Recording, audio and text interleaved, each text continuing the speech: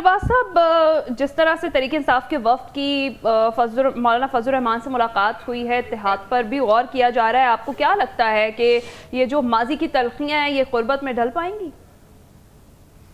बहुत शुक्रिया है ना। मैं इसको माजी की तलखी नहीं समझता, मैं इसको समझूंगा कि ये मुनाफिकत होगी। अगर तो कोई सियासी जमात किसी दूसरी सियासी जमात से कोई किसी उसूली बुनियाद पर मुलाकात करे या कोई इत्तेहाद बनाए और कहे कि नहीं इनके और हमारे मंशूर में कोई यकसानियत है या इनके और हमारे सियासी झंडे में कोई यकसानियत है और हम उसके लिए इकट्ठे हो रहे हैं इत्तेहाद की सूरत में या उसी एडजस्टमेंट की सूरत में, तो फिर तो समझ में आता है। लेकिन तहरीक इंसाफ और जेयूआई तो दोनों आग और पानी की तरह से, अगर ये दोनों मिल जाती हैं तो फिर नून लीग और पीपल्स पार्टी के बनने पर भी किसी को एतराज नहीं होना चाहिए। फिर एलकेएम और पीपल्स पार्टी अगर जत्थियां डाले तो उस पर भी किसी को एतराज नहीं होना चाहिए। फिर दाएं बाजू की जेयूआई और बाएं बाजू की एएनपी अगर मिल जाती है तो उस पर भी किसी को एतराज नहीं होना चाहिए। तो उसूलों की बुनियाद पर कोई कोई मामला चलने चाहिए ना। ये तो नहीं कि हम एक उसूल किसी के लिए रखे लेकिन दूसरे के लिए वो ना रखे। तो चूंकि ये इमरान खान साहब का अपना दिया हुआ उसूल था और मौलाना भी कहते थे कि ये यहूदी एजेंट है और जब तक इसका खात्मा नहीं होगा सियासत से तब तक सियासत जो है वो सही नहीं चलेगी। और इमरान खान भी उनके बारे में कुछ इस तरह के जज्बात रखते थे। तो अब इन दोनों का मिलना अगर अगर इसके लगते हैं, अभी तो वाजे नहीं है, अभी तो जो कल मुलाकात के बाद जो खुद तफसीलात उन्हीं की तरफ से सामने आई वो ये थी कि मौलाना साहब की खुशदामद के इंतकाल के ऊपर मुलाकात हुई। चलिए भी अच्छी बात है, इसमें कोई नफरत नहीं होनी चाहिए। दुख सुख हमारा कल्चर है, हमारी सकाफत में, हमारे रिवायात में, हमारी अखबार में चीज शामिल है कि आप अपने बदतरीन दुश्मन के भी दुख में शामिल होते हैं। तो अगर तो ये साथ रखा तो फिर तो समझ में आता है। या अगर ये कोई इलेक्शन के लिए दबाव डालने के हवाले से कोई यकसा किसी नुक्ते पर मुत्तफिक हो रहा है फिर भी समझ में आता है।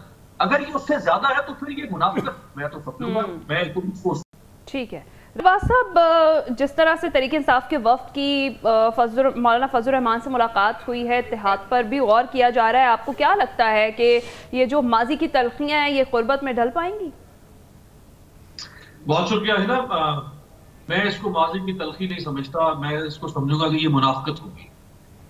अगर तो कोई सियासी जमात किसी दूसरी सियासी जमात से कोई किसी उसूली बुनियाद पर मुलाकात करे या कोई इत्तेहाद बनाए और कहे कि नहीं इनके और हमारे मंशूर में कोई यकसानियत है या इनके और हमारे सियासी झंडे में कोई यकसानियत है और हम उसके लिए इकट्ठे हो रहे हैं इत्तेहाद की सूरत में या उसी एडजस्टमेंट की सूरत में, तो फिर तो समझ में आता है।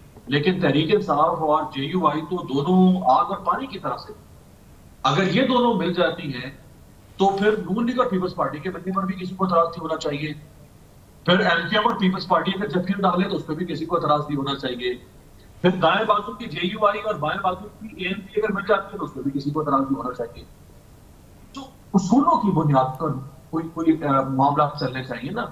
ये तो नहीं कि हम एक उसूल किसी के लिए रखे लेकिन दूसरे के लिए वो ना रखे। तो चूंकि ये इमरान खान साहब का अपना दिया हुआ उसूल था और मौलाना भी कहते थे कि ये यहूदी एजेंट है और जब तक इसका खात्मा नहीं होगा सियासत से तब तक सियासत जो है वो सही नहीं चलेगी। और इमरान खान भी उनके बारे में कुछ इस तरह के जज्बात रखते थे। तो अब इन दोनों का मिलना अगर अगर इसके लगते हैं, अभी तो वाजे नहीं है, अभी तो जो कल मुलाकात के बाद जो खुद तफसीलात उन्हीं की तरफ से सामने आई वो ये थी कि मौलाना साहब की खुशदामद के इंतकाल के ऊपर मुलाकात हुई।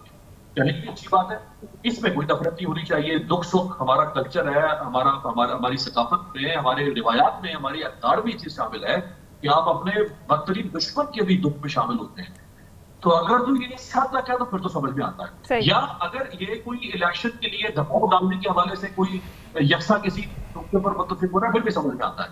अगर ये उससे ज्यादा है तो फिर ये मुनाफिकत मैं तो समझूंगा। मैं इसको ठीक है।